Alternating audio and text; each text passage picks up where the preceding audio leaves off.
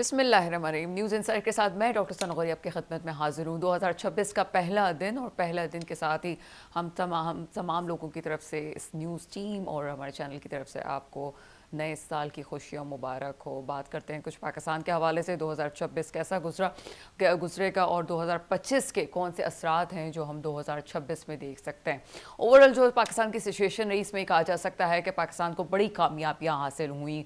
पूरी दुनिया के अगर कैनवस पर रख के देखा जाए तो बड़े ऐसे इवेंट्स थे कि जिसने दुनिया का रुख मोड़ दिया ख़ास तौर पे जियो पॉलिटिक्स के हवाले से, जिसमें इसराइल की पॉलिसीज़ और इसराइल के बाद जनाब ट्रंप साहब ने जिस तरह से अपने बयानियों को बदला है वो भी बड़ा इंपॉर्टेंट था। यहाँ पे जंगबंदियों की बात तो की गई, लेकिन उसके बावजूद भी इसराइल ने अब भी तकरीबन 425 ऐसे लोग थे जिन्हें बेगुनाह तौर पर शहीद किया गया।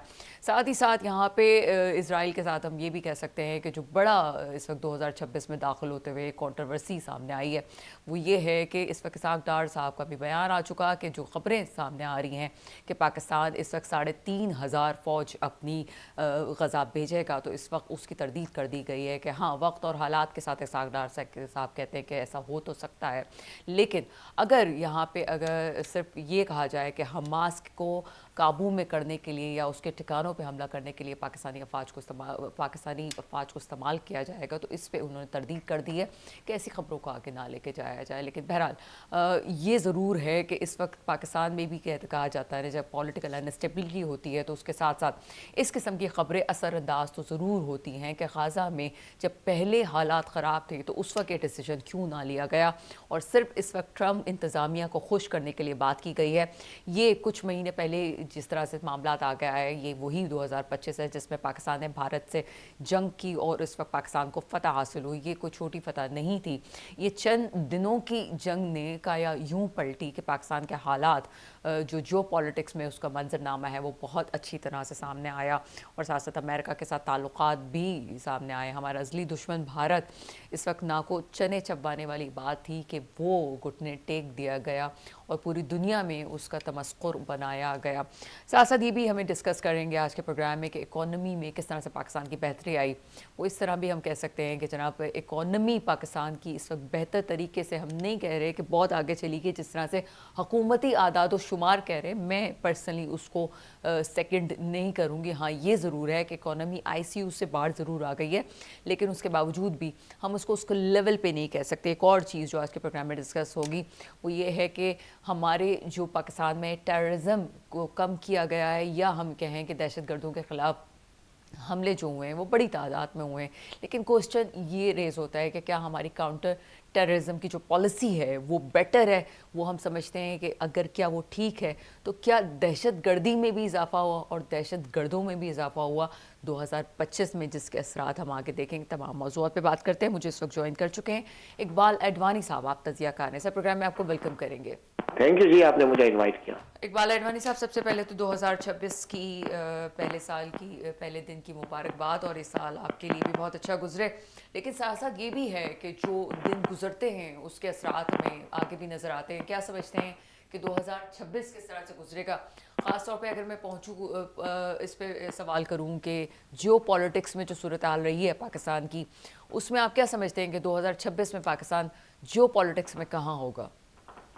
देखिए, पाकिस्तान अगर आप कह रहे हैं कि पॉलिटिक्स में क्या होगा तो इम्तिहान तो खैर पाकिस्तान के शुरू हो चुके हैं। आपको मालूम होगा कि सऊदी अरब और UAE की जो प्रॉब्लम्स हुई है तो हम पाकिस्तान के लिए इसमें मुझे लगता है काफ़ी इम्तिहान है, क्योंकि दोनों मुल्क पाकिस्तान के लिए काफ़ी इम्पोर्टेंस है और मुस्लिम कंट्री है। तो पाकिस्तान को तो यही पहला सबसे बड़ा चैलेंज आ गया है कि इन लोगों में इख्तलाफात ख़त्म किए जाए, क्योंकि कुछ ऐसी ताकत हैं जो नहीं चाहती सऊदी अरब और UAE में इख्तलाफात खत्म हो बल्कि इनकी जंग बढ़ जाए। और पाकिस्तान का यही किरदार होना चाहिए कि इस पे वर्किंग करे और इन दोनों मुल्कों को यानी कि एक तरह से सुलह करवानी पड़ेगी पाकिस्तान को। अदरवाइज इनके इख्तलाफात बढ़ जाएंगे तो मुझे लगता है पाकिस्तान काफ़ी प्रॉब्लम्स में आ जाएगा, क्योंकि पाकिस्तान के लिए फिर चॉइस करना बड़ा मुश्किल हो जाएगा, क्योंकि दोनों कंट्री पाकिस्तान के लिए काफ़ी इंपॉर्टेंट है। अच्छा सर, ख़ासतौर पे जो आदात शुमार ज़ाहिर कर रहे हैं कि पाकिस्तान की इकॉनमी अभी किया। सर मैं रिपीट करती हूँ कि जिस तरह से कहा जा रहा है कि पाकिस्तान की पॉलिसीज़ के हवाले से कि इकॉनमी बेहतर हुई है, आप क्या समझते हैं कि वाकई आप समझते हैं कि पाकिस्तान की इकोनॉमी अब बेहतर रास्ते पे जा रही है? क्या तज्जिया है आपका? नहीं, बजाय पाकिस्तान की इकोनॉमी तो इस तरह है कि अगर हम दो जिस तरह से हुकूमती जो कह रहे हैं मिनिस्टर सब कि वो तो एक ऐसी चीज से बात कर रहे हैं जिसका ग्राउंड पे कुछ नतीजा नजर नहीं आ रहा। वो हर वक्त स्टॉक एक्सचेंज को लेकर कहेंगे कि हमने स्टॉक एक्सचेंज में देखे इतनी हमारी तरक्की हो गई, लेकिन आम आदमी तो मुझे नहीं लगता उससे कोई फायदा नजर आ रहा हो। सिंपल सी बात है, आपको खुद को नजर आ रहा होगा, जहां हम 39% गुर्बत की लकीर के नीचे से वो 45% हो गया, 39 से 45 पे हो गया। हमारे यहाँ बेरोजगारी दिन ब दिन बढ़ती जा रही है, इंडस्ट्रियां बंद होती जा रही हैं, फैक्ट्रियां बंद हो रही हैं, रोजगार है ही नहीं, जॉब नहीं है, बिजनेस नहीं है। और गवर्नमेंट कहे कि हम काफी अच्छे तरीके से तरक्की कर रहे हैं, तो तरक्की नजर भी आनी चाहिए। कभी कहेंगे कि पाकिस्तान में गोल्ड निकल आया, कभी कहते हैं मादनियात बहुत सारी निकली हैं, पूरी दुनिया से कंपनियां आ रही हैं, लेकिन उससे आम आदमी को, मुल्क को मुझे नजर नहीं आ रहा कहीं फायदा। कहीं आप बता दें, आपको महसूस हो रहा है कोई ऐसी चीज जहां से बिजनेस को फरोग मिल रहा हो? अब इंडस्ट्रियां दिन ब दिन बंद हो रही हैं, रोज बेरोजगारी बढ़ती जा रही है, लॉ एंड ऑर्डर हमारे मुल्क में नहीं है, और पाकिस्तान की गवर्नमेंट कह रही है कि हम काफी मजबूत होते जा रहे हैं। तो ये मजबूती कैसी है जो इन लोगों को तो नजर नहीं आ रही है, हुकूमत को नजर आ रही है, आम लोगों को तो कहीं नजर नहीं आ रही। ग्राउंड पे तो ऐसी कोई चीज नहीं है। तो मुझे लगता है कि ऐसी तो कोई बात नहीं है, अच्छा बस सर, तरक्की खाली इनकी बातों की हद तक है। इकबाल अडवाणी साहब, खासतौर पे हम आपसे पूछना चाहेंगे कि ये जो रियल एस्टेट का बिजनेस है, ये आप क्या समझते हैं कि 2025 में कैसा रहा और उसको 2026 में किस तरह से आप देखते हैं? क्योंकि इस वक्त हमने देखा था कि 2026 में जब बजट आया था, पॉलिसीज़ बनी थी, तो रियल एस्टेट वालों के लिए कहीं रिलीफ था, कहीं प्रॉब्लम्स क्रिएट हुई। इस हवाले से क्या कहेंगे आप? देखिए, रियल एस्टेट का प्रॉब्लम तो है, कभी टैक्सेस बढ़ा देते हैं, कभी अचानक काम बंद करवा देते हैं, कभी मैप यानी नक्शे पास नहीं हो रहे होते, कभी क्या। तो प्रॉब्लम्स तो बहुत काफी गवर्नमेंट की तरफ से मुझे लगता है कोई सपोर्ट नहीं किया जा रहा, जो उमूमन हर जगह पे दुनिया में आपने देखा होगा। आप तो सोशल मीडिया पे भी देखती होंगी, रियल एस्टेट के हवाले से कितना सपोर्ट कर रही है गवर्नमेंट, हर मुल्क को सपोर्ट कर रही है। आप किसी भी मुल्क को देख लें, यूएई देख लें, अब तो सऊदी अरब हो गया, बाकी कितने मुल्क हैं जो रियल एस्टेट के हवाले से अपने मुल्क की जो रियल एस्टेट को काफी बूम दे रहे हैं। और हमारे मुल्क में आप बताएं ऐसी कोई चीज नजर आ रही है? सपोर्ट तो दूर की बात है, हर आने वाले दिनों में कुछ ना कुछ सख्तियां ही होती जा रही हैं। और अभी एक नया सिस्टम शुरू हो गया, जब बिल्डरों को भत्ते की पर्चियां आ रही हैं, उसमें भी मुझे हुकूमत का कोई ताउन नजर नहीं आ रहा। तो रियल एस्टेट को तो कोई सपोर्ट नहीं है, और अभी जब तक आप रियल एस्टेट को सपोर्ट नहीं करेंगे तो मुल्क की तरक्की कैसे होगी? तकरीबन 70 इंडस्ट्रियां इससे जुड़ी हुई हैं, और मुझे लगता है इनको काफी सपोर्ट करना पड़ेगा, अदरवाइज तो बिजनेसमैन पाकिस्तान छोड़ के चले जाएंगे, खास करके रियल एस्टेट के लोग तो। क्योंकि दुनिया में इतने अपॉर्चुनिटी है रियल एस्टेट के हवाले से, हर जगह आपको वेलकम किया जा रहा है। तो मुझे नहीं लगता फिर अगर इसी तरह रवैया रहा गवर्नमेंट का, तो रियल एस्टेट के से जो बिजनेस से वाबस्ता लोग हैं वो शायद चले जाएं पाकिस्तान छोड़ के। सर, रियल एस्टेट की जहाँ तक पॉलिसीज़ की बात है, आप क्या समझते हैं कि सिर्फ कराची के लिए रियल एस्टेट की पॉलिसी ज़्यादा सख्त हैं, या पूरे पाकिस्तान के जितने भी लोग हैं, जितने भी शहर हैं जहाँ पे यहाँ पे बिल्डर्स काम कर रहे हैं, उन तमाम लोगों को प्रॉब्लम्स है? चाहे वो कराची में ज़मीन के हवाले से हम बात कर लें, चाहे वो हम मटीरियल ख़रीदने के हवाले से बात करें, आप क्या समझते हैं कि क्या एक सिटी को ज़्यादा प्रॉब्लम है? क्योंकि हम कराची की बात इसलिए करते हैं पूरे पाकिस्तान के इसके साथ ही क्योंकि सबसे बड़ा माशी हब है और यहाँ पे इशूज़ ज़्यादा हैं। देखिए, मैं तो कराची के हवाले से कहूंगा, क्योंकि कराची में मैं काम कर रहा हूं, तो कराची में तो काफी प्रॉब्लम है, और हर चीज में यानी प्रॉब्लम आ रही है। जैसे मैंने आपको कहा भत्तों के हवाले से, बाकी काफी एनजीओ निकल आती है, यानी आपको मैं मुख्तसर ये कहूँ कि बिल्डरों को यह काम करने नहीं दिया जा रहा। अब इसके पीछे क्या वजूहात हैं, क्या मकसद है, समझ में नहीं आ रहा। कि रियल एस्टेट को सपोर्ट तो बहुत दूर की बात है, तरीके से काम भी नहीं करने दिया जाता, काफी रुकावट है, हर चीज में रुकावट गवर्नमेंट कहीं ना कहीं से ले आती है, जिसकी वजह से मुझे तो लगता है कि रियल एस्टेट का बिजनेस अगर इसी तरह गवर्नमेंट का रवैया रहा तो रियल एस्टेट का बिजनेस कराची की हद तक तो मुझे लगता है खत्म हो जाएगा। अच्छा सर, ओवरऑल हम देखते हैं कि जो स्टॉक एक्सचेंज है उसका हब कराची में मौजूद है। आपने कहा कि दावे तो हैं कि स्टॉक एक्सचेंज की सिर्फ बात कर ली जाती है, लेकिन ये हुकूमत की एक पॉलिसी, और जितना हमने पढ़ा है कि स्टॉक एक्सचेंज की तरक्की का असर निचले दर्जे पे या नीचे आवाम तक आने में टाइम लग जाता है पूरी मार्केट में। तो आपको लगता है कि 2026 में हम जो ये 2025 में हमने हम स्टॉक को हाई होते हुए देखा, और मुझे आधा तो शुमार ने ये भी बताया है कि ये स्टॉक जो हमारी हाई हुई है ये नॉर्मल है, ये कोई इतना बड़ा नहीं है, पहले हम बहुत नीचे पे जा रहे थे, अब हम नॉर्मल पे आए। आप क्या समझते हैं कि आगे इसके फवाइद जो स्टॉक एक्सचेंज कहा जाता है वो नीचे तक आएंगे? नहीं, मैंने तो यही नोट किया कि स्टॉक एक्सचेंज का ताल्लुक ही नहीं है पाकिस्तान की मार्केट से, यूं ही नजर आता है। क्योंकि चंद लोग हैं, वही फायदे में रहते हैं, वही ऊपर नीचे मार्केट को कर रहे होते हैं। कभी कभी तो ऐसा होता है किसी के शेयर बहुत बढ़ जाते हैं, लेकिन उसका प्रॉफिट तो वो डिस्ट्रीब्यूट कर नहीं पा रहे होते हैं। तो मुझे तो एक तरह से मसनूई मार्केट लगती है। आप इस तरह समझ लें कि देखिए, पाकिस्तान के स्टॉक एक्सचेंज को आप इतना सीरियस एक मार्केट की तरह मत लें। पाकिस्तान के स्टॉक एक्सचेंज को आप कैसीनो ही समझ लें ज्यादातर तो, क्योंकि जिस तरह से डीलिंग हो रही है। और क्या है कि मैंने देखा मीडिया के अंदर 10, 20, 25 लोगों को ले आते हैं जो कामयाब हुए हैं स्टॉक एक्सचेंज में काम करके, लेकिन वो लाखों लोग बर्बाद हो गए, उनके बारे में कभी बात नहीं की जाती। बल्कि मैं समझता हूँ जब से स्टॉक एक्सचेंज, पहले इसका नाम कराची स्टॉक एक्सचेंज था, अब पाकिस्तान स्टॉक एक्सचेंज था, लाखों लोग इसमें बर्बाद हुए हैं, उनका कभी इंटरव्यू नहीं आता, उनकी कभी बातें नहीं सुनी जाती। जब आप उनसे इंटरव्यू लोगे तो आपको पता चलेगा कि रियल में स्टॉक एक्सचेंज है क्या। लेकिन हम वही मखसूस 20-25 लोगों को मार्केट में लाकर उनके इंटरव्यू ले रहे हैं जो कामयाब हैं, तो उनकी बातों से तो आपको अंदाजा नहीं होगा कि कराची एक्चुअली स्टॉक एक्सचेंज है क्या चीज। लेकिन लाखों लोग बर्बाद हुए हैं उस जगह पे, उसके बारे में कभी जिक्र नहीं होता, और उन लोगों को कभी सामने नहीं लाया जाता, तो कैसे पता चलेगा। मुझे तो ये एक मार्केट को मैं तो एक्सेप्ट करने के लिए तैयार ही नहीं हूँ स्टॉक एक्सचेंज का। इससे पाकिस्तान की इकोनॉमी का या पाकिस्तान के आम आदमी का कोई ताल्लुक ही नहीं है। ना किसी इंडस्ट्री को इससे कोई फायदा है, ना किसी फैक्ट्रियों को, ना किसी चीज को फायदा नहीं नजर आ रहा। बस एक अजीब मार्केट है, ऐसा लगता है पाकिस्तान की मार्केट ही नहीं है। अच्छा सर, आपसे इम्पोर्टेंट क्वेश्चन भी पूछना चाहेंगे। कहा जाता है कि इकोनॉमी हो या जो पॉलिटिक्स हो, जब आपके घर के हालात बेहतर ना हो तो चीज़ें बाहर बेहतर नहीं हो सकती हैं। मुझे ये बताइएगा कि दो ऐसे रहनुमा मुख्तलिफ पार्टी से ताल्लुक़ रखने वाले, ख़ास तौर पे बानी MQM और बानी PTI, ये दोनों का एक इशू जो खड़ा हुआ था कि माफ़ीनामा एक का आ गया, एक जेल के सलाखों के पीछे। आप क्या समझते हैं कि फ़ैसला साज इस मामले में भी कुछ नरमी करने की कोशिश करेंगे, या कुछ स्टांस लिया जा सकता है इस हवाले से कि पाकिस्तान के मामलात को बेहतर करने के लिए दोनों रहनुमाओं से बात करें, या सॉफ्ट कॉर्नर हो? नहीं, देखिए, सॉफ्ट कॉर्नर इसी तरह आएगा, लेकिन बानी MQM जो आप कह रहे हैं, उनका तो मुझे नहीं लगता कि कोई अभी सियासत में कोई रहा है वजूद कुछ। उनसे उनसे तो मुझे लगता है कोई बात भी नहीं होगी, और उनका तो कुछ भी नहीं लगता कि वो यहाँ पर आ सके या कोई सियासत कर सके। वो तो सियासत के लिए मुझे नहीं लगता कि यहाँ आएंगे, और इनसे कोई बात भी नहीं करेगा। बाकी आप PTI के हवाले से आप कह रहे हैं, तो PTI को अपना रवैये में तब्दीली लानी पड़ेगी। अगर तब तक PTI, खासकर इमरान खान साहब, अपने रवैये में तब्दीली नहीं लाएंगे और सोच चेंज नहीं करेंगे, जिस तरह से एग्रेसिव पॉलिसी है, तो समझे कि 2026 इनके लिए ऐसा ही निकलेगा जिससे 2025 निकला है। ये धरने की सियासत के जबरदस्त, आप समझते हैं कि खान साहब को अगर छूटते हैं तो खान साहब इस तरह से नहीं छूट सकते कि धरने हो रहे हैं, जलसे जुलूस हो रहे हैं, इस तरह नहीं छूटेंगे। खान साहब अगर छूटेंगे तो किसी ना किसी डील के जरिए छूटेंगे, और डील भी इसी तरह होगी कि खान साहब को काफी नरमी दिखानी पड़ेगी, क्योंकि आज की स्टेब्लिशमेंट बहुत पावरफुल है। आप समझ लें 2-3 साल पहले की जो स्टेब्लिशमेंट थी, आज की स्टेब्लिशमेंट में जमीन आसमान का फर्क है। आज की स्टेब्लिशमेंट बहुत ज्यादा पावर में है और बहुत ज्यादा स्ट्रांग हो गई है।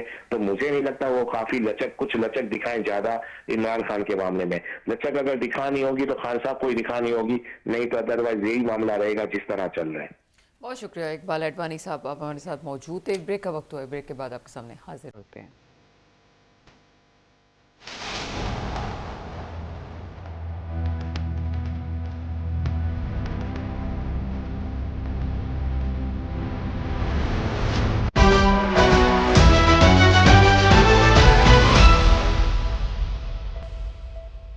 ब्रेक के बाद आपके सामने हाजिर है, मुझे इस वक्त ज्वाइन कर चुके हैं रिजवान खानजादा साहब। आपका ताल्लुक PTI से। सर, प्रोग्राम में आपको वेलकम करते हैं। सबसे पहले तो नए साल का पहला दिन, नया साल आपको मुबारक हो। रिजवान खानजादा साहब, क्या समझते हैं आपके इस वक्त 2025 पाकिस्तान पे कहा जाता है कि ओवरऑल बहुत अच्छा गुजरा है, और 2026 में उम्मीदें दिखाई जा रही हैं। आप क्या समझते हैं, ख़ासतौर पर अगर मैं टेररिज्म पॉलिसीज़ के हवाले से आपसे बात करूं, तो हम किस हद तक पाकिस्तान कामयाब हुआ है? हमने देखा कि बहुत सारी दहशतगर्दों के ख़िलाफ़ हमले तो हुए, लेकिन साथ साथ दहशतगर्दी में भी इजाफा हुआ है। आपका क्या पॉइंट ऑफ व्यू है इस हवाले से?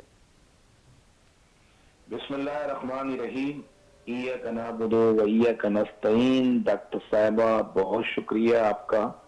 आप मुझसे ज्यादा समझती हैं, जानती हैं कि 2025 का जो साल था वो पाकिस्तानी कौम पर किस तरह गुजारा गया है और पाकिस्तानी कौम ने कितनी मुश्किलों से इस साल को गुजारा, उम्मीदों के साथ कि कल कुछ नया होगा, कोई नई सुबह आएगी, कोई हमें जो है रिलीफ मिलेगा।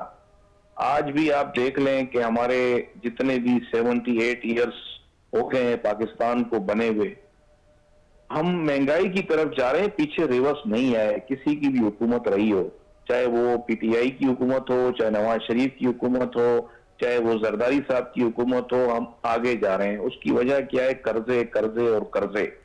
अगर हमारा मुल्क पाकिस्तान ये कर्जे लेता रहेगा और अपनी अयाशियों पे सियासतदान खर्च करते रहेंगे तो ना ये महंगाई कम होगी, ना गुर्बत कम होगी, ना मैशियत तरक्की करेगी।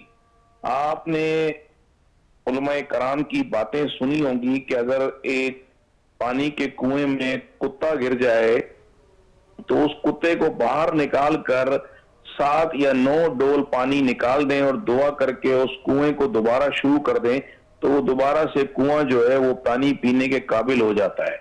लेकिन अगर उसी कुएं के अंदर एक खंजीर गिर जाए, सूअर गिर जाए, तो उस कुएं को बंद करने का हुक्म है, उस कुएं से पानी निकालने का हुक्म नहीं है। तो पाकिस्तान की ये सियासत में जो कुआं है पाकिस्तान की सियासत का, उसमें खंजीर गिर गया है। इस कुएं को बंद करना पड़ेगा, हमें एक नया कुआं खोदना होगा अगर हम वाकई ही चाहते हैं कि इस मुल्क में तरक्की हो, इस मुल्क की जो आवाम है वो खुशहाल हो, ये मुल्क का कारोबार, तिजारत आगे बढ़े। तो हमारे को नई चीजें लेके आनी पड़ेंगी। ये पुरानी जो स्टोरियां चल रही हैं इस मुल्क के अंदर, ये सब खत्म होनी पड़ेंगी। इसमें पानी निकालने से कोई फर्क नहीं पड़ेगा। हमको पॉलिसियां चेंज करनी पड़ेंगी, हमें ये कर्जों से जान छुड़ानी होगी, अपनी आवाम को रिलीफ देना होगा। खाली ख्वाब ना दिखाएं। उम्मीदें तो हमारे पास 70 साल से उम्मीद ही है, अल्लाह से उम्मीद ही मांग रहे हैं, हम अल्लाह से मदद मांग रहे हैं। यहाँ तो जो आता है एक नई उम्मीद दिखाता है, इस तरह नया साल आया, नई उम्मीद दिखाई, लेकिन ये कौम मायूस है, ये कौम बेरोजगारी से तंग आ गई है। आज मेरे शहर का नौजवान उबर और बाइकी चला रहा है, कोई समोसे बेच रहा है, कोई पकोड़े बेच रहा है, कोई इंजीनियर जो है बन कबाब बेच रहा है। तो क्या ये मुल्क तरक्की कर रहा है? हमारे यहाँ से गारमेंट्स की फैक्ट्रियां बंद हो गई हैं, मल्टीनेशनल कंपनियां ये मुल्क छोड़कर चली गई हैं। क्या ये तरक्की है? आप मुझे बताएं कि ये तरक्की है?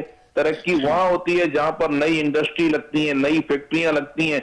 हमारा नौजवान जैसे ही तालीम खत्म करता है उसको कोशिश होती है कि मुल्क छोड़ के बाहर चला जाए। तो क्या ये तरक्की है? तरक्की में कोई अपना मुल्क छोड़ता है, कोई अपना घर छोड़ता है, कोई फैक्ट्रियां बंद होती हैं तरक्की में? ये बताएं मुझे आप। सर मुल्क छोड़ के जो जा रहे थे उस पर भी कंट्रोल करने की कोशिश कर रहे थे, और आप फिर उस पॉलिसी को क्या कहेंगे कि नौजवानों को कहा जा रहा है कि आप ना जाएं, बल्कि आपने एयरपोर्ट पे भी मसाइल देखें, तो हुकूमत अपने तौर से चाह रही है कि नौजवान यहाँ पे रहें। नहीं, किस तरह रहे? मतलब नौजवान यहाँ पर डकैती करें, चोरी करें, लूटमार करें, भीख मांगे, आप उनको जबरदस्ती रोक लेंगे? मैं आपका जबरदस्ती ये प्रोग्राम बंद करा दूं तो आप खुशी से बंद करेंगी प्रोग्राम? कभी नहीं कर सकती ना। आप जबरदस्ती किसी को नहीं रोक सकते। आप नौजवानों को जो है वो नौकरियां नहीं दे रहे हैं, आप मेरिट पे काम ही नहीं हो रहा, आपकी हुकूमत मेरिट पे ही नहीं है। आप यहाँ नौकरियां फरोख्त कर रहे हैं लोगों को, जाहिल अंगूठा छाप लोगों को आपने ट्रांसफर पोस्टिंग दे दी है। एक शख्स कोई पाकिस्तान में बता दें कि आपने कोई मेरिट पे लगाया हो? जब मेरिट नाम की चीज ही नहीं है आपकी हुकूमत के अंदर तो पढ़ा लिखा इंसान कहां जाएगा? वो मुल्क छोड़ देगा। वो आपसे लड़ना नहीं चाहता, वो आपसे भीख भी मांगता है तो आप उसको भीख देने को तैयार नहीं है। तो आप क्या करेगा? वो मुल्क छोड़ेगा, आप एयरपोर्ट पे रुकवा रहे हैं उसको, जी मुल्क छोड़ के ना जाए, जबरदस्ती यहीं पर रहे। ये तो गुंडागर्दी है, बदमाशी है। ये इस तरह थोड़ी मुल्क चलते हैं। फिर बगावतें होती हैं, फिर दहशत गर्दियां होती हैं, फिर नौजवान दहशत गर्द बनते हैं। जब मुझे अदल नहीं मिलेगा, मुझे इंसाफ नहीं मिलेगा, मुझे रोजगार नहीं मिलेगा, मेरा कारोबार नहीं होगा तो मैं क्या करूंगा? सर आपने दो बातें की अभी कुछ देर पहले, एक उम्मीद की और आपने कहा पॉलिसीज की, तो फिर इन हुक्मरानों से कोई उम्मीद नहीं है। मैंने आपको मिसाल दी ना कि इस कुएं के अंदर जो है वो सूअर गिर गया, उस कुएं को बंद करने का हुक्म है। सर ठीक है, कुआं कौन खोदेगा? मैं आपसे वही बात कर रही हूँ कि एक उम्मीद, आप अगर मैं पीटीआई के हवाले से बात करूँ तो पीटीआई को कितनी उम्मीद है चीज़ें बेहतर होने के लिए, और क्या पीटीआई की अपनी पॉलिसीज कोई बदलने वाली हैं? देखिए जी, पीटीआई की सबसे बड़ी जो उम्मीद है वो इमरान खान साहब है। अगर इमरान खान साहब को ये आजाद कर देते हैं, रिलीज कर देते हैं, मुल्क में सियासी इस्तेकाम आ जाएगा। ये रोज रोज का धरना, रोना, पीटना ये खत्म हो जाएगा। फिर उसके बाद ये फेयर इलेक्शन कराएं, जिसको अवाम वोट दे। अगर अवाम पीटीआई को रिजेक्ट करती है, हम कबूल कर लेंगे। 47 की ये स्टोरियां को बंद करना होगा इन्हें। अगर मुल्क वाकई ये चाहते हैं कि तरक्की करे, मुल्क में इस्तेकाम आए, खुशहाली आए, तो इनको इंसाफ करना पड़ेगा, अदल करना पड़ेगा, लोगों की इज्जत करनी पड़ेगी। नवाज शरीफ का बयानिया है कि वोट को इज्जत दो। हम भी यही चाहते हैं कि वोट को इज्जत दो। अगर ये कौम नवाज शरीफ को वोट देती है तो कोई मसला नहीं है, नवाज शरीफ को गवर्नमेंट दे दें आप। ये 47 की स्टोरियां बंद होंगी तो ये मुल्क खुशहाल होगा, आवाम में एतमाद पैदा होगा, लोग पैसे लगाएंगे, लोग मुल्क छोड़ के नहीं जाएंगे। लोग मायूस हो चुके हैं। ये 2026 आए या 2030 आए, साल रोज बदलते हैं, इनकी पॉलिसियां नहीं बदल रही, इनकी नीयतें नहीं बदल रही, इनकी हवस पूरी नहीं हो रही, पूरा मुल्क खा गए हैं ये। अच्छा सर, जब पॉलिसी बदलने की बात होती है 2025 में खास वाज़े पैगाम, जिसको पहले ढके छुपे लफ्ज़ों में कहा जा रहा था, लेकिन -1 की आवाज़ आई आपके रहनुमा के हवाले से कि ख़ास तौर पे अगर मामला बेहतर करने हैं और पीटीआई को केपी में भी सुकून से बैठना है और आगे अपनी सियासत भी चलानी है, तो अपने -1 के फार्मूले पे अमल करें।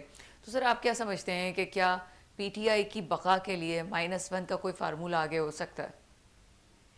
देखिए डॉक्टर साहबा, ये बड़ा अहम सवाल आपने किया है। ये मैं आपके इस प्रोग्राम के तवज्जुह से पूरे पाकिस्तान की आवाम को बताना चाहता हूं कि इस वक्त पाकिस्तान में 2 पीटीआई हैं। एक इस्टेब्लिशमेंट की पीटीआई है और दूसरी इमरान खान की पीटीआई है। तो बात यह है कि इमरान खान की जो पीटीआई है वो उस सर पे कुर्बान, ये एमएनए, एमपीए, सेनेटर, ये केपीके की गवर्नमेंट हमें नहीं चाहिए। हमें इमरान खान चाहिए। इमरान खान को हम मर जाएंगे किसी भी कीमत पर, माइनस के ऊपर सोच नहीं सकते कि हम माइनस सोचेंगे, ऐसा हो नहीं सकता। और इमरान खान ही पीटीआई है और पीटीआई इमरान खान है। अगर इमरान खान नहीं तो पीटीआई भी नहीं और वोट भी नहीं।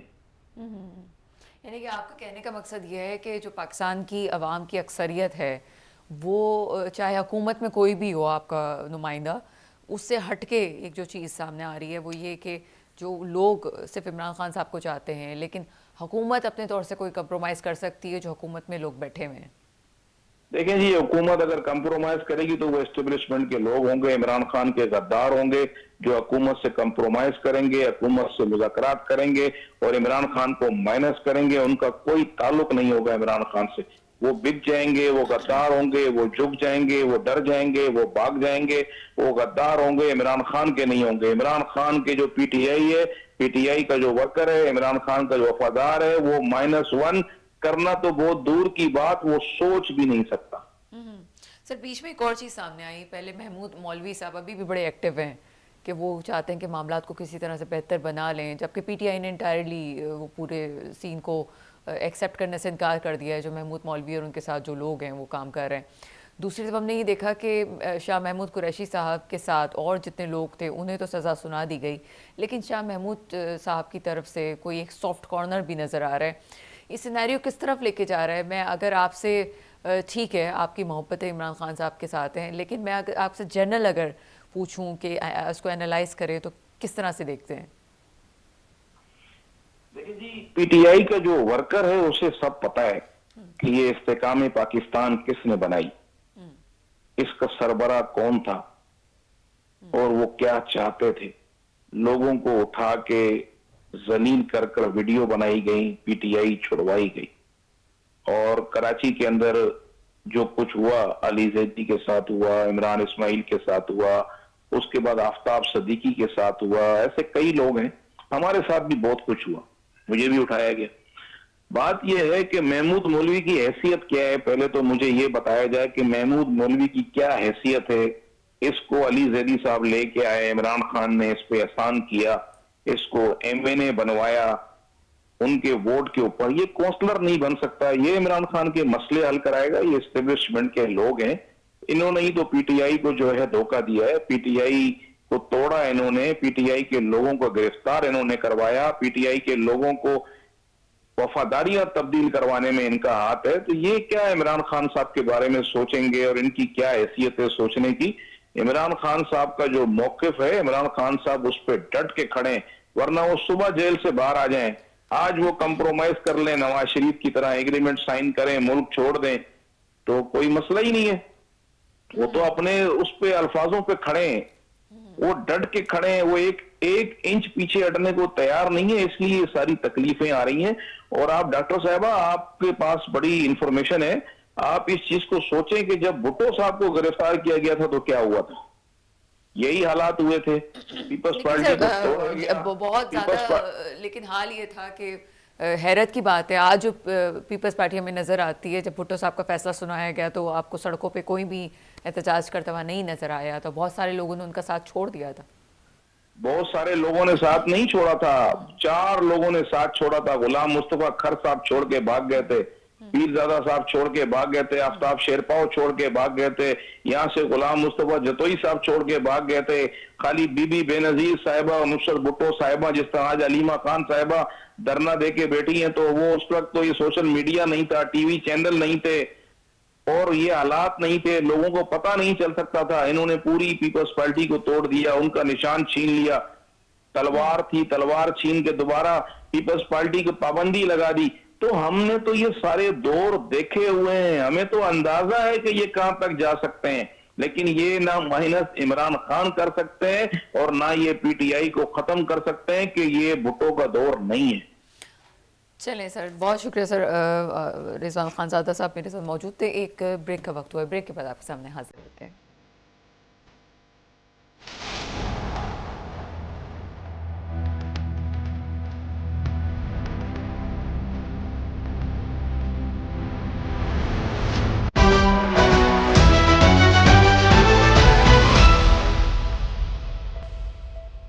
ब्रेक के बाद आपके सामने हाजिर है। मुझे इस वक्त ज्वाइन कर चुके हैं मुनव्वर मिर्जा साहब, आप तज़कियाकार हैं सर, प्रोग्राम में आपको वेलकम करते हैं। बहुत बहुत शुक्रिया, आपको नया साल मुबारक हो।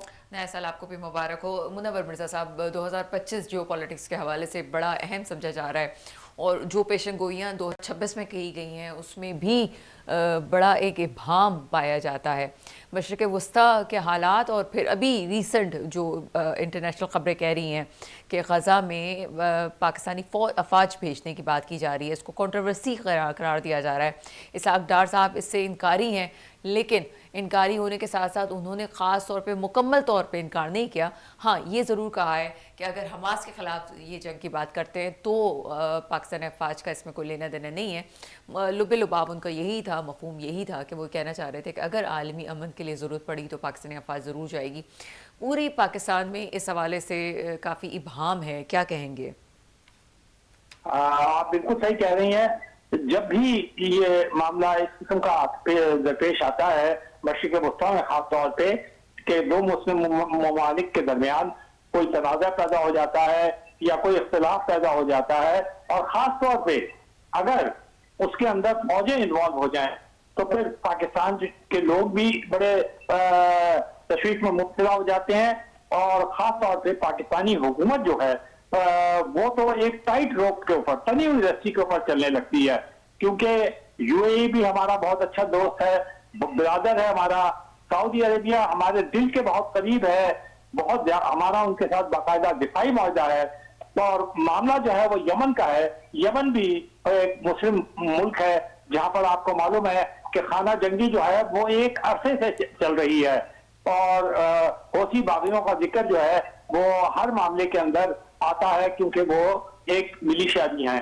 तो यकीनी बात है जब ये मामला यूएई और सऊदी अरेबिया के दरमियान आ जाए तो फिर पाकिस्तान के लिए ये एक तरह से लाजिम भी हो जाता है और पाकिस्तान ये अपना फर्ज भी समझता है कि जहां मुस्लिम ममालिक के दरमियान कोई इख्तिलाफ हो तो अगर वो कोई अपना पुरअमन किरदार अदा कर सके और अपने इन ब्रादर भाइयों को और खास तौर पे आप जब सोचें कि यूएई अभी वो गए हैं, यूएई के जो सरबराह हैं वो पाकिस्तान होके गए हैं और बड़ा अच्छा पाकिस्तान के साथ जो उनके मुआहदे और वो हुए बहुत अच्छे हुए। इसी तरह सऊदी अरेबिया के साथ जैसे मैंने बताया कि सर मैं स्पेशली गाजा के हवाले से बात करूंगी। 2025 में हमने देखा कि ट्रम्प ने इस पे बात की और जंगबंदी तक मामला पहुंचा, उसके बाद लेकिन हुआ नहीं, अमन तो कायम नहीं हो सका। लेकिन साथ साथ हम ये देख रहे हैं कि अभी भी चूँकि पाकिस्तान के ताल्लुकात अब अमेरिका से बहुत बेहतर हो गए हैं। आप क्या समझते हैं कि अगर अमेरिका ये कहता है कि जी गाज़ा जाना है और वहाँ पे करना है, तो क्या इस वक्त पाकिस्तान इस पोजीशन में है कि मना कर सके कि ठीक है जनाब, हम इस पे अपना स्टैंड रखते हैं और स्टांस रखते हैं, हम ये नहीं कर सकते? मैं जरा सा आपकी बात से इख्तिलाफ करूंगा। गजा के अंदर यकीनन अमन कायम हो चुका है। ये गजा के अंदर वो वाली सूरत हाल तो कतई नहीं है जो कि आज से 4 या 5 महीने पहले थी कि रोजाना बमबारी होती थी, रोजाना। लेकिन सर जंगबंदी के बाद भी 425 लोगों को अभी भी शहीद कर दिया गया है, और अभी हाल ये है कि चूंकि एड नहीं पहुंचाई जा रही तो शदीद सर्दी और बारिश से वहाँ पे बच्चे अभी भी मर रहे हैं। देखिए, ये खबरें मैं भी देखता हूँ, लेकिन अब अगर आप अक़वाम मुत्तहिदा वही जिसने ये कहा था कि तहत का आलम है और सूरत हाल बहुत खराब है, उसका कहना यह है कि सूरत हाल ऐसी नहीं है, अब कहत की सूरत हाल खत्म हो चुकी है, सीज़फायर कायम हो चुका है। पाकिस्तान उसके में पाकिस्तान का एक रोल रहा है। 11-12 मुस्लिम ममालिक ने बैठकर वहां पर ये गजा का मुआहदा किया है, जिसे 20 पॉइंट पीस प्लान कहा जाता है ट्रंप का। तो कम से कम ये नहीं कहा जा सकता कि गजा की सूरत हाल आज वही है जो 4 महीने पहले थी। तो गजा के अंदर सूरत हाल बहुत बेहतर है। आप देखें, बारिश आती है या सैलाब आते हैं, ये तो कुदरती हुआ है। पाकिस्तान में भी आता है, तो श्रीलंका में भी आता है और दूसरी जगहों पे भी आता है। तो इसका कोई लेना देना नहीं है गजा की उस सूरत हाल से जो कि आज से 4 महीने पहले थी। तो बेहतर है। और पहला वाला जो हिस्सा था गजा के पीस प्लान का, वो मुस्लिम ममालिक की कोशिशों से भी और ट्रंप साहब का खास तौर पे हमें ये जिक्र करना चाहिए। इस सिलसिले में हमें ये नहीं कहना चाहिए कि अगर कोई वो है कि तरद्दुद से काम नहीं लेना चाहिए। इस मामले के अंदर अमेरिका के सदर ट्रंप ने बहुत जबरदस्त मेहनत की है और बहुत कोशिशें की है और उसके बाद एक सीज़फायर कायम किया है और पाकिस्तान उसमें रोल प्ले कर रहा है। अब आप जो बात कह रही हैं वो दूसरा मरहला है जिसके अंदर स्टेबलाइजेशन वहां पर कायम करनी है, इंटरनेशनल फोर्स है वहां पर कायम है, और उसके बाद जो डिसआर्ममेंट है उसकी इनकी क्या कहते हैं हमास की। अब देखिए, इसमें 3-4 बातें और वो खुल के होनी चाहिए। ऐसे नहीं कि खामखा के लिए हम जज्बात के अंदर आए। हमास ने अप्रैल के अंदर दोहा के अंदर ये वादा किया था कि अगर वहां पे वो सीज़फायर हो जाता है और किसी सूरत की वो लड़ाई बंद हो जाती है तो वो वहां से निकल जाएगा और वो एडमिनिस्ट्रेशन जो है वो फलस्तीनी टेक्नोक्रेटिक हुकूमत को सौंप देगा। तो एक बात।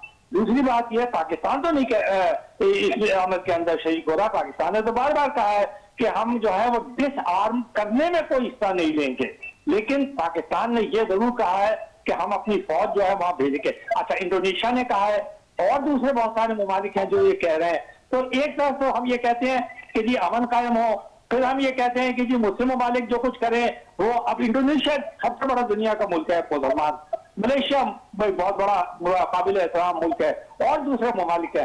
तो जब वो कहते हैं तो हम पाकिस्तान में कुछ लोगों को ये आवाजें शुरू हो जाती हैं कि नहीं जी आप यहाँ से हट जाए। तो अब ऐसे तो नहीं हो सकता।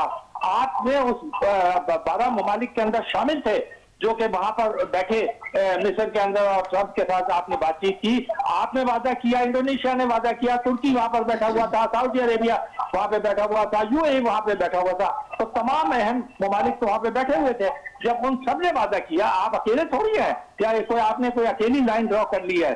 तो इसे इन चीजों को जज्बात से नहीं देखना चाहिए। आखिरकार वो जो गजा के लोग हैं उन्हें अमन की जरूरत है या नहीं है। बिल्कुल सर, ऐसा ही है। जो सलामती गाजा कौंसिल में ने अमन की जरूरत है। जो करारदाद पास हुई उसके वो उसमें 15 मुल्क की है ये, उसमें 13 ममालिक ने इत्तेहाद में वोट दिया जिसमें पाकिस्तान शामिल था, तुर्की शामिल था, मुस्लिम ममालिक शामिल थे और रूस ने और चाइना ने एब्सटेन किया। लेकिन उन्होंने ये बिल्कुल नहीं कहा कि हम इस चीज को नहीं मानते, उन्होंने भी ओके किया। ठीक है मिर्जा साहब, आपने बड़ी अच्छी तरह से इसको एक्सप्लेन किया है और मैं समझती हूँ कि बाकी बात को लॉजिकली लेना चाहिए, सिर्फ जज्बात से काम नहीं लेना चाहिए। एक और तरफ आते हैं, हम कुछ पेशंगोइयों की भी बात करते हैं पाकिस्तान के हवाले से। सदर जरदारी साहब के हवाले से बात की जा रही थी 2025 में कि जनाब आगे कुछ खतरा नज़र आता है सदारती सीट के हवाले से। इस हवाले से भी आपकी राय जानना चाहेंगे और साथ साथ ये भी कि क्या आगे आप बिलावल भुट्टो जरदारी साहब को वज़ीर आज़म बनता हुआ देख रहे हैं? देखिए, मुझे तो कोई ऐसी गैर मामूली तब्दीली पाकिस्तान की 2026 में होती हुई नजर नहीं आ रही, और जरदारी साहब ने कोई ऐसा काम भी नहीं किया है जिससे कि कोई लोग नाराज हो या ये कि कोalition के अंदर दरार पैदा हो। जरदारी साहब ने नून लीग और पीपल्स पार्टी की कोalition को मजबूत रखने में बड़ा ही अहम और बुनियादी किरदार अदा किया। और आप एक बात याद रखिए, ये जो नून लीग और इसमें जो पीपल्स पार्टी में जो मुफाहमत हुई है और ये इस किस्म की कोalition गवर्नमेंट बनी है, ये कोई आज की बात नहीं है। ये तो जब बेनजीर भुट्टो जिंदा थी, उन्होंने नवाज शरीफ के साथ जाके एक मुफाहमत की याददाश्त के बाद बाकायदा एग्रीमेंट किया था और ये वादा किया था कि अब नून लीग और उसके दरमियान कोई इख्तिलाफ नहीं होगा और हम कोशिश ये करेंगे कि पाकिस्तान के अंदर सियासी अदमी इस्तेकाम पैदा ना हो।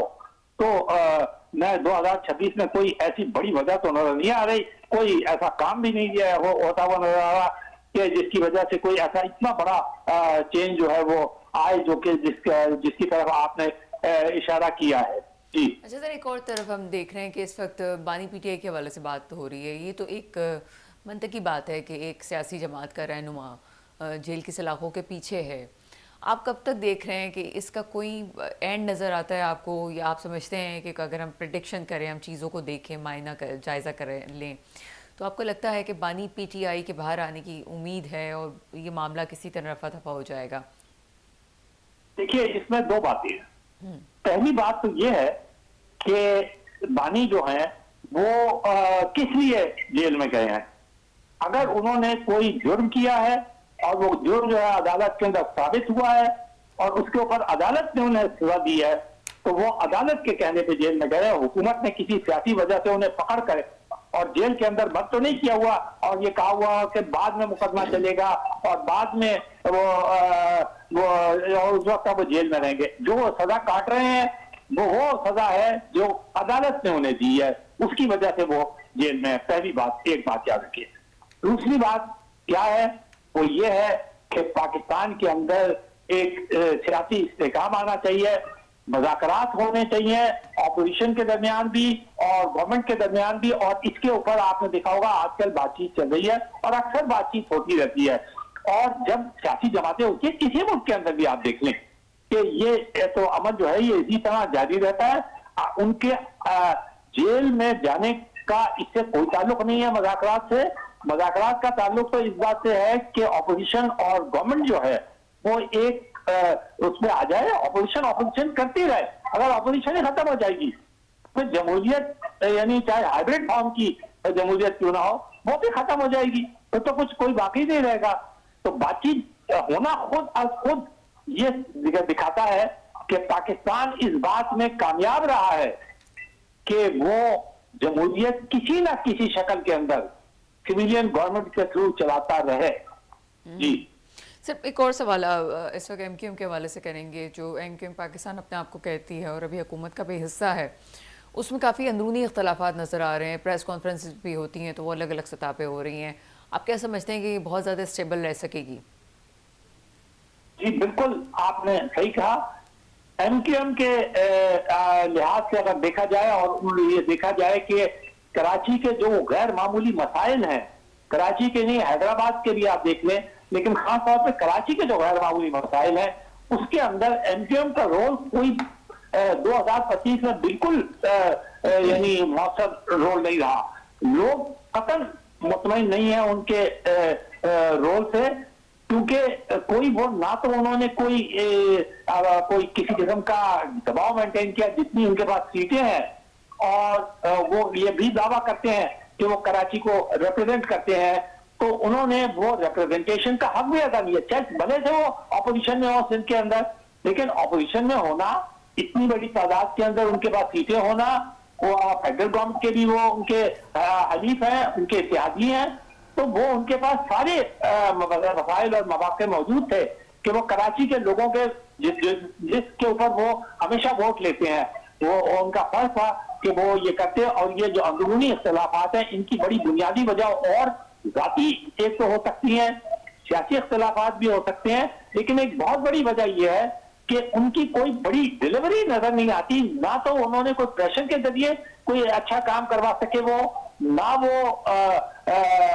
कोई इत्यादी होने की वजह से कोई अच्छा काम कर सके। और फिर उनसे एक और मैं कहूंगा कि देखिए, हमेशा इलेक्शन से बाहर रहना एक गलती होती है। वो बुनियादी वो जो था काउंसिल के इलेक्शन से, उससे वो बाहर रहे, उससे उनको कोई फायदा नहीं हुआ। बल्कि कराची के लोग जो उनसे एक्सपेक्ट कर रहे थे कि वो हर अमल के अंदर हिस्सा लेंगे, वो उन्होंने उस अमल के अंदर हिस्सा नहीं लिया, जिसका नतीजा ये है कि आज वो मुख्तलिफ इख्तिलाफात की शक्ल में आ रहा है। और वो इख्तिलाफात जो है वो सिर्फ उनके लिए तकलीफ नहीं है, या उनके लिए बुरे नहीं है, या उनकी कमजोरी को जाहिर नहीं करते, बल्कि वो एक तरह से कराची की उस नुमाइंदगी को कमजोरी की शक्ल देते हैं। और कराची वाले जो है वो देखें आप कितने बेबस हैं, उनके ये समझ नहीं आता आखिर कि हम किसके पास जाएं। ये कहते हैं जी हम आप रिप्रेजेंट करते हैं, तो भाई आप रिप्रेजेंट करते हैं तो आप फिर कुछ डिलीवर करके दिखाए ना। Very well said Munawar Mirza हमारे पानी साथ का मौजूद थे, बहुत ये- शुक्रिया। बात फ़कत इतनी है कि अपने आप से जो है वो सिंसियर होना ज़रूरी है। जब आप वाकई समझते हैं कि मैं पाकिस्तानी हूँ और उसको पाकिस्तान को बेहतर करने की चाहता हूँ, तो सबसे पहले अपने आप से शुरुआत करनी चाहिए। दुआ वही है जो हमेशा होती है, मेरे मुल्क पे हुक्मरान आए जो वाकई मेरे मुल्क के मुस्तकबिल की हिफाजत करें। इसके साथ ही प्रोग्राम का वक्त ख़त्म होता है, मुझे इजाज़त दीजिएगा। खुदा हाफिज़।